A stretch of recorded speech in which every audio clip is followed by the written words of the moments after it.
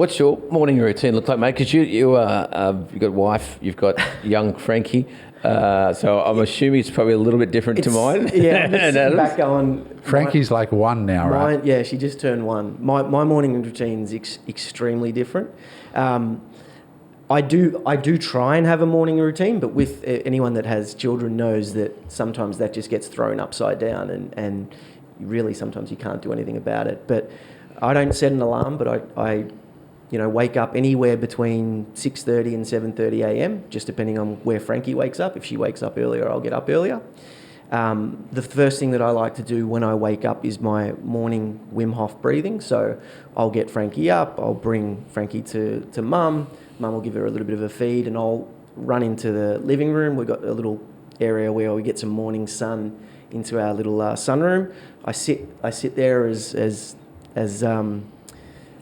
nude as possible, but I've got to keep some pants on because the people walking past can still see me. And I just sit there. What's your address? As long as you're not... Eric, I'll give it to Eric when he gets back on deck. He might enjoy that. As long as you're not sunning your sphincter, mate. We're all good. You're all bleaching it anyway.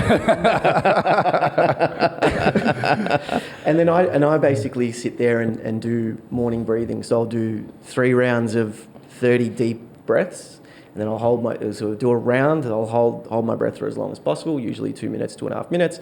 Then I'll do another 30 breaths. And that'll take me about 15 minutes. And then I'll go back in and spend some time with Dom and Frankie, just lay in bed, change a nappy, do whatever else is required in at that time.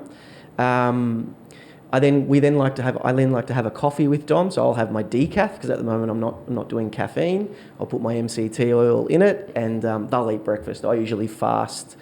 I don't fast intentionally, but I fast before I train. And what I've now done is switch my exercise from. I used to do it at 4:00 in the afternoon, but I found that I wasn't recovering. My heart rate was staying elevated at night, and I wasn't sleeping. So I do all my exercise in the morning. So I basically piss fart around for a couple of hours till about 8 or 9, and then Frankie's almost ready for her first nap.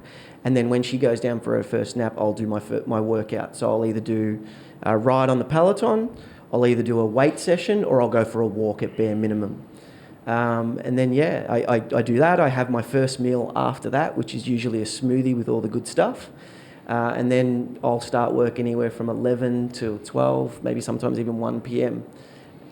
Oh my God, I'm having conniptions listening to this. I'm having anxiety. So it's completely different to you boys. Happy to discuss. I need to take Valium to continue this, or a wife and a child, because it sounds amazing. I did nothing till midday. I'm like, fucking sweet. And do you know how many people right now are going, fuck you, Mark? Like, bro, seriously. When do you actually work? I was about to say, can you keep a work journal for us? Because I'd like to see it. So just so we're clear as well, like this isn't I just woke up one day and said, hey, I'm going to create this beautiful morning routine. This is something that I've had to build for myself to stay sane. This is after going through a year of heavy anxiety and even panic attacks that I've had to say, okay, what is it that works for me to keep me level and baseline? Because I didn't have a morning routine at the start. I was just everywhere. Mark, you are living proof that you can wake up at the crack of noon and still win. Well, it was that or go insane, right? Like I used to wake up and, having staff in all different regions of the world, I would wake up to a message or a problem and have to put it out. And I just realized after time how much of a toll that was taking because I wasn't in control of anything anymore. The one thing that I'm getting listening to you guys when you say that you get up at 3:45 or 4:30 a.m. and you start doing deep work is that it's something that you're choosing and that you're in control of. Whereas I was waking up to a fire, having to put it out, and then I'm like, fuck me, like this is not good. I'm not feeling good. And then I'm up all day working till like 8, 9 o'clock in order to try and get things done because then the other half of the world is waking up and I've got to be with them. And so after a long period of doing this, I realised it wasn't working for me and I had to adopt a morning routine. To be fair, and I think that, this is another nuance to this whole thing is it depends on your business. So James's business is in Australia. My business today is mostly in Australia now.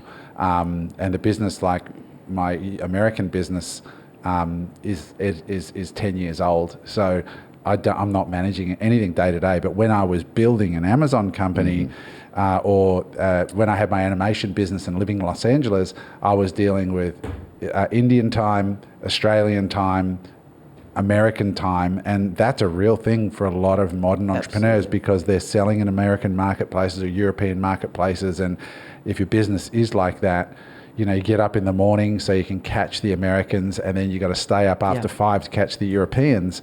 And that I think becomes quite dangerous because my nighttime routine is I do spend an hour at night watching Netflix or something with Cass, because it's our time to connect and just chill. And I know that some people are horrified because that is so not in the vein of Hermosi or anything. It's like, don't watch TV, never do it. But for me, it's like it's our chill time together and we enjoy that. So if you are running that business like Mark's business, your manager is in Italy and she doesn't come online till early evening Australia time. 4 p.m. my time. So what happens after that you've done all that good stuff in the morning? So tell us the rest of the day. And you know what, just to be clear, I would love to be able to do my morning breathing and my workout and have that routine down pat every morning because it really makes me feel good. But some mornings it just doesn't work, right? And I try not to get too down on myself when it doesn't work because, shit happens or Frankie hasn't slept all night or whatever it is that's going on. Sometimes it doesn't happen. But yeah, usually after that, so I'll have the late breakfast or the early lunch, and then I'll go to either a shared workspace or I'll work downstairs in my apartment, and I'll basically get online, see where things are at, answer any important things that need urgent answers, although at that time usually it isn't. So I'll just try and get on track, and then I'll try and do from say 2 to 4 p.m. do my deep work. So it's before everyone else has come online. And it's that time after I've gotten my morning routine in and I'm now away from the family. So, for 6 months I was working from home and I had Frankie in the next room knocking on the door, basically crawling up to the door trying to get in. And that was difficult as well. So now I've kind of detached myself because it's unfair on her and it's unfair on me. And I have that usually about 2 hours to do that deep work or the most important task. Do you work into the night after that? Yeah, so then my team comes online at around about 4 p.m. So usually our meetings, and we don't have meetings every day, but usually, like at the moment, Mondays I'm flying to the Gold Coast. Tuesday morning I'm getting up, I'm coming here to do the podcast. Tuesday afternoon I'm flying back home. And so those 2 days are a little bit of a write-off for my business at the moment because I'm putting some time and energy into this podcast. So it's not all sunshines and rainbows. Hey there, I hope you enjoyed that episode of Unemployable. If you want to watch another clip, click here, or if you want to see the full episode, click here. Bye for now.